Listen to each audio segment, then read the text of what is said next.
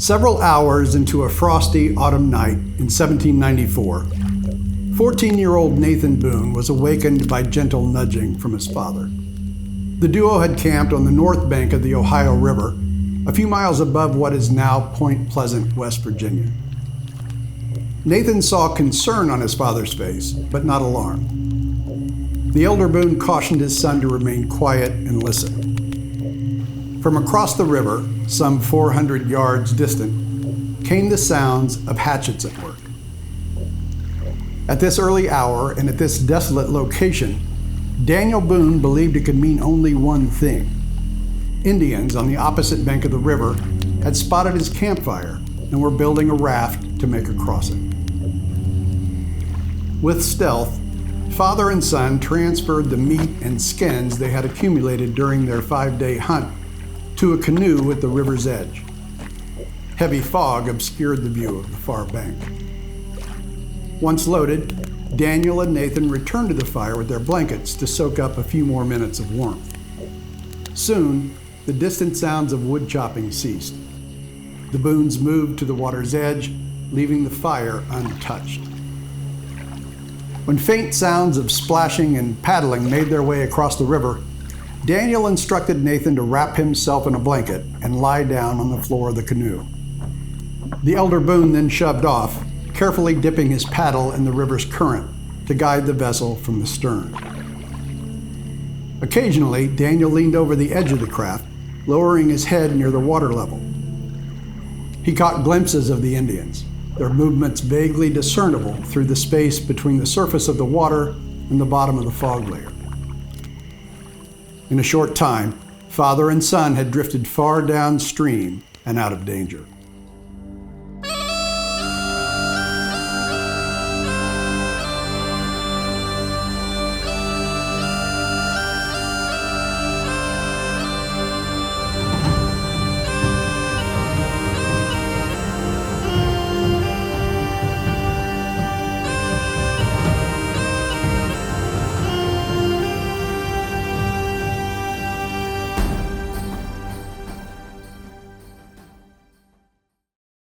With cool, thoughtful, and deliberate action, Daniel Boone eluded serious peril on that frosty evening in 1794.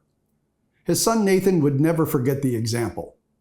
57 years later, in 1851, Nathan would relate the episode to interviewer and historian Lyman Draper.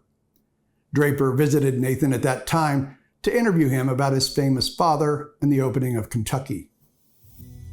But by 1851, Nathan would have earned a measure of renown in his own right and faced countless circumstances every bit as dangerous and often far more trying than the canoe escape down the Ohio River.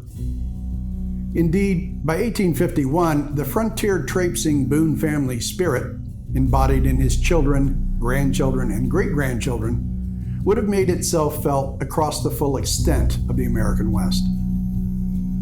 Sons Nathan and Daniel Morgan would trap and explore the length and breadth of the current state of Missouri and establish the famous Boone's Lick Salt Works. Nathan would later serve as a guide for William Clark of Lewis and Clark fame, lead mounted rangers in the War of 1812 and the Black Hawk War, and as a regular Army officer, accompanying General Leavenworth, Colonel Dodge, and artist George Catlin, lead U.S. Dragoons across western Oklahoma's punishing Comanche country. Daniel Boone grandson, Albert Gallatin Boone, would become a mountain man, passing the 1820s as a trapper and clerk in the Rocky Mountain fur trade.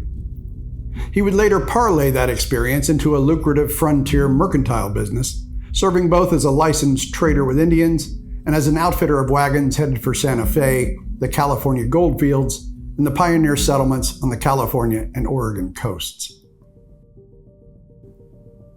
Daniel Boone's granddaughter, Panthea Boone, would marry Lilburn Boggs, a trader and businessman who would become an early governor of the state of Missouri. Following an assassination attempt on Governor Boggs, resulting from the 1838 Mormon War, Panthea, her husband, and close family would join an 1846 wagon train bound for California and Oregon. Along the way, the ill-fated Donner Party would join this group and share at least part of the journey with Boone's descendants before splitting off and meeting calamity. Great-grandsons of Daniel Boone would also take part in notable chapters of American Far West settlement. Seth Hayes, a grandson of Boone's daughter Susanna, would found the Santa Fe Trail town of Council Grove, Kansas, and spend his days supplying and accommodating commercial traders making their way to the settlements in New Mexico. Panthea's sons, Tom and William Boggs, would enter young adulthood at Bent's Old Fort on the Santa Fe Trail. As representatives of the fort, both would spend time living and trading among the Cheyenne Indians in southeastern Colorado. Tom would become a close associate of Kit Carson, while William would join his parents' overland journey to California and arrive just in time to serve in the war with Mexico. Great-grandson George Luther Boone, in the employ of his uncle Albert Gallatin, would spend time trading with the Arapaho Indians in Colorado before serving in the Mexican War himself, and later making the overland trek to Oregon. George's father would meet his end in the California goldfields, while George Luther would meet with success, settling near the coast and farming and ranching from his bountiful property overlooking the Pacific Ocean. Boone descendants would flourish along the Upper West Coast, with family members helping shape the early development of the region, some taking part in the fledgling oil and wine industries. Over the half-century Daniel Boone's progeny marched steadily westward. The spirit and fame of their frontier-battling progenitor was never far from them. Great-grandson George Luther Boone told of meeting Shawnee Indians in Kansas who had known old Daniel in Ohio decades earlier and shared stories about him with young George. Tales of their forefathers' accomplishments no doubt served as a deep well of inspiration from which all Boone descendants drew courage and resolve to face their own harrowing challenges. The story of those challenges is, of course, the focus of this series.